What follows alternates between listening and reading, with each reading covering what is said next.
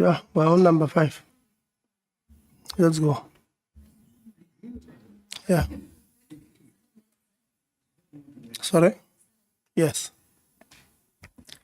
Yalebo Modula Stulo. Mengwenya, why, if you were appointed the secretariat of the committee or the panel, what informed your decision to not set up or convene the panel?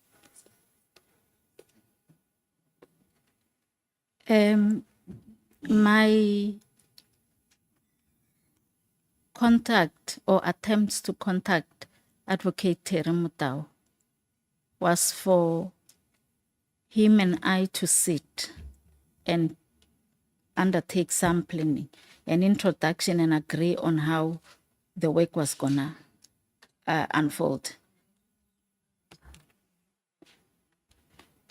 Mute yourself, please. Thank you. So I think you know by now that 7 minutes is very little time. So if you saying, so you didn't, because Advocate Teremutau was not a success, you didn't meet. Were you aware, when the chairperson, when the Dr. Nkabane appointed you the responsibility to do the secretariat job, did she give you all the other people that she had appointed so that you know who you are supposed to set the panel with, or did she only tell you of Ndatemutau? I was appointed, it was indicated that Advocate Mutau is the chair. And I was also provided with Advocate Mutau's contact numbers. Okay, but other people, that's the question. Apart from Mutau, we know about Mutau. The other people that she had sent appointment letters to, did you know who those people were? I did not have a discussion with the minister. I simply received the letters. So when you didn't succeed with Advocate Teremutau, you didn't seek to meet with the other people, notwithstanding that part of the letters you would have would be another chairperson's letter of appointment being Mabuza Ngubane? No, honorable member. There were communications between Advocate Mutau and I. And at some point, he was busy that we could not sit.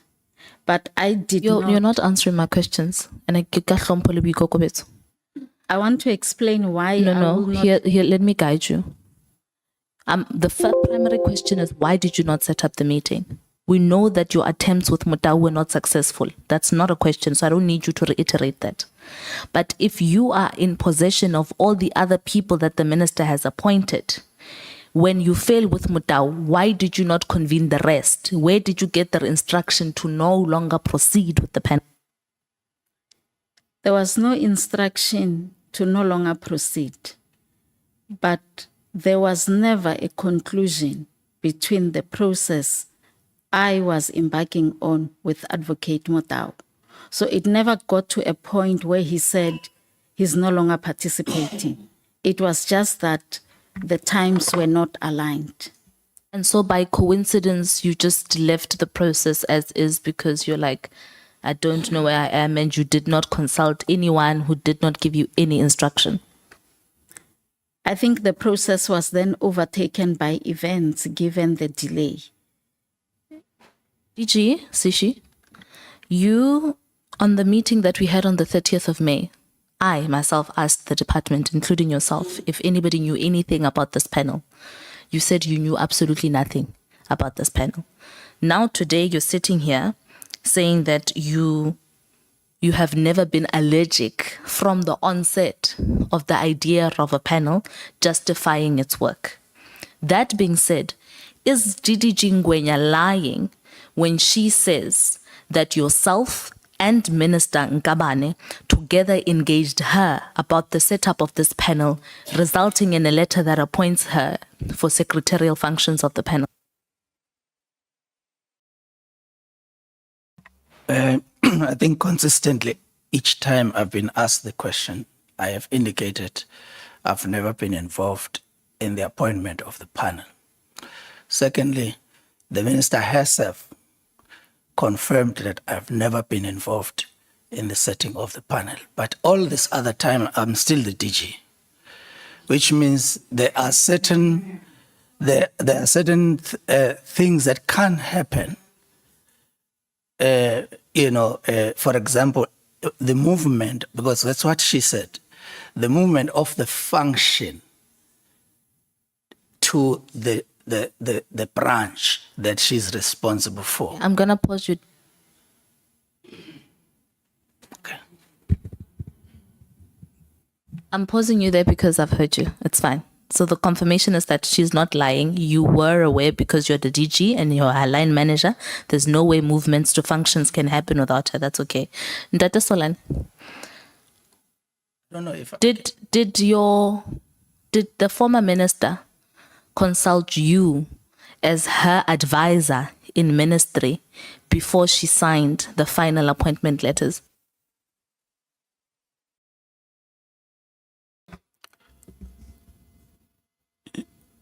She would not, I don't think she would be really. Did she, yes or no? That's it. It's okay to say you are her advisor. We know there was no panel and you've already admitted yourself that you never sat in a meeting of a panel. Move that aside. You remained her advisor. Before she signed the appointment letters to give them to the people, did she consult you to say, as my advisor, do you think these appointments make sense or not? Yes or no? Again, hold on. Again, I must come in. I told you, we have invited them in their roles as panelists, not their other jobs. I came in when Mkhize asked, and I'm coming in again. Let's not ask them about other issues outside of what we have called them here for. So please ask a different question. You have 33 seconds. Chairperson, we can easily accuse you of being a goalkeeper in this process, but it's fine. No, you can accuse me of anything. Wena Solani, did you facilitate the process in any way of the appointment of Dr. Ngabane's CETA board chairpersons and any other ANC cadre, either sitting as an MP or sitting in any structures of the ANC? Can you please repeat the question properly so that I can be able to respond to you properly? Because when you're saying in any way, it becomes way too broad for me to get. I'm asking, have you? Thank you very much. You gave Sihle the grace and you took my time when you were talking and you didn't pause it. No, Chairperson, you're not being fair. Chairperson, you allowed Lonzi Grace to conclude on a question. Seconds later, it was you must be relevant. consistent. You're speaking over the chair again. No, but you're being a bully speaking over again. the What are you hiding, Switch off your mic. Why do you not want us to engage with these people honestly? I'm warning you. You are warning me because you do not want the Honorable truth to come out about what exactly happened here. acting. I'm not You're not on acting. I am not acting. Well, you are. You are bothered because you have something to What's hide. the point of order? Yeah. No, she's acting. It's Chair. okay. Honorable. Chair, Yes? order. Yes. Or chair. Yeah. You see, every time in this committee, we are not going to have this dialogue to take place at the presence of the South Africans who would want to know what is happening in the country. Yeah. If you have overruled, we have overruled. We listen to you as the chair, then we proceed. My word is that we are degenerating and we are not getting to the bottom of this. Please. No, I hear you. People think we're acting, we're on TV, we're on Movango. They're just doing it for that. So we understand. We've got a duty here too. Time is done. You can't say just because the chair allowed Msezana 30 seconds more, the chair must allow you. That's on the discretion of the chair. So I'm not giving her because the questions are not relevant. It's asking questions that I've overruled on Mkhize. And you're wasting time on this one. Desiree, let's go. And I've said, I'm going to be very strict on the rules and ask people to be removed in our meetings because they know the rules are that when the chair speaks, you don't speak over the chair. But we've got people who want to trend and create content at the expense of the work that we're supposed to do. Desiree? Chair, thank you. I'm going to ask my first question to all three there, the members that spoke, the guests that spoke. And the first one would be that, first of all, do any one of you believe that your employment status is in danger for appearing here today? That's the first question to all three. The other question I have is to Mr. Sulani specific. Give them to answer the question. Okay. Yeah. There's a question to all of you. Do you think, please repeat the question to them directly. Yeah, just a very direct response because I've got other questions. Do you believe that appearing here today is putting your employment status in danger? If so, why? Start with Ms. Ngwenya, Ms. Samani, and then Mr. Thank you, Honorable Member. I will not necessarily say it puts the employment status in jeopardy.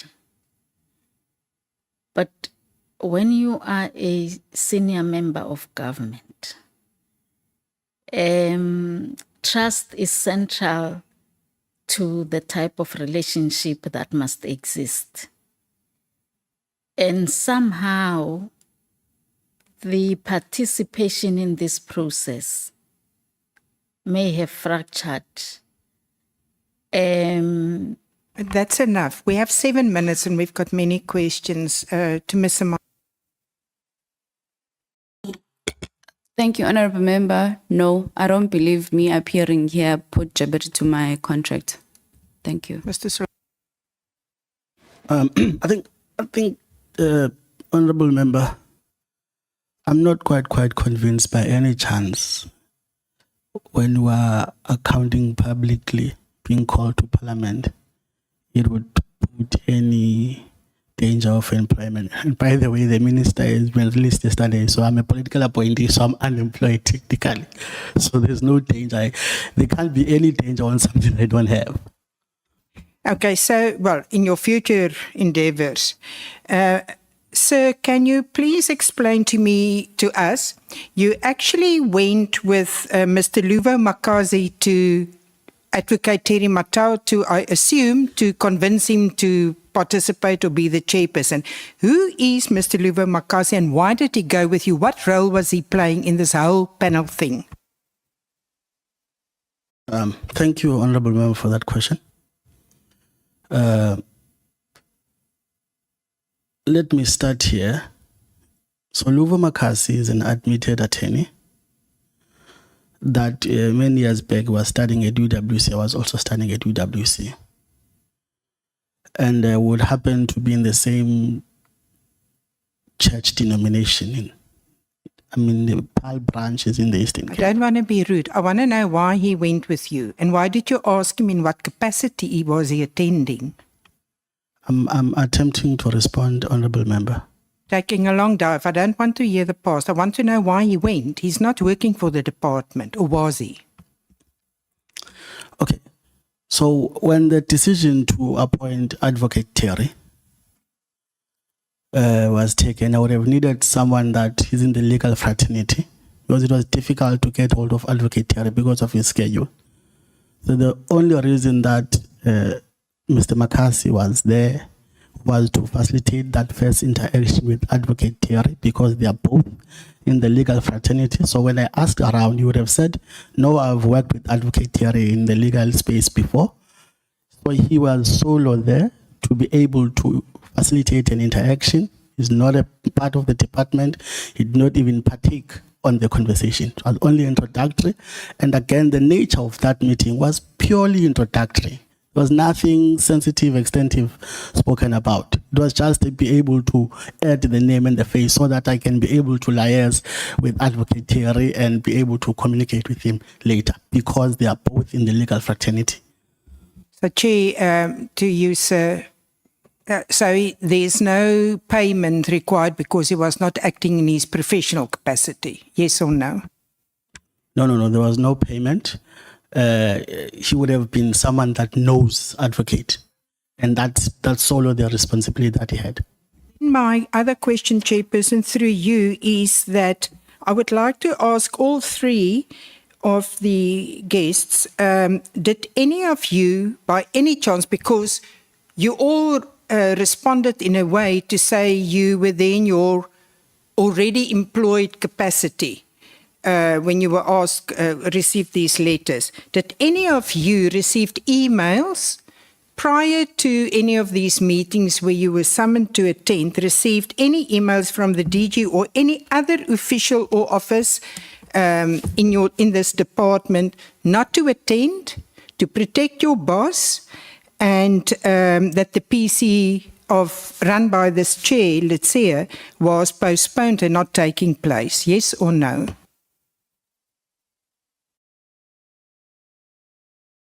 Let's go. Ms. Ngwenya, Ms. Amani, Mr. Solani.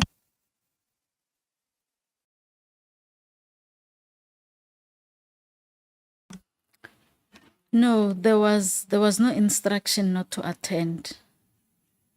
But with my apology of the previous meeting, I provided the context. We did receive that letter. It's which fine. Yeah, I just wanted a yes or no because there were emails floating. Ma'am Samani? Thank you, Honorable Member. No, I did not attend the meeting because I was off sick. Thank you. My question is not that. Did you receive emails, whether you adhere to them or not? No, I did not. Thank you, Honorable Member. No, I did not receive any email of that nature. Then, Chair, in conclusion, I would just like to ask, there was a question raised on Friday that the list was emailed to the Minister and the DG was CC. Did he receive the list via email? Because he just said he didn't see the list or was involved. So I just wanted to have a yes or no. Of the independent panel.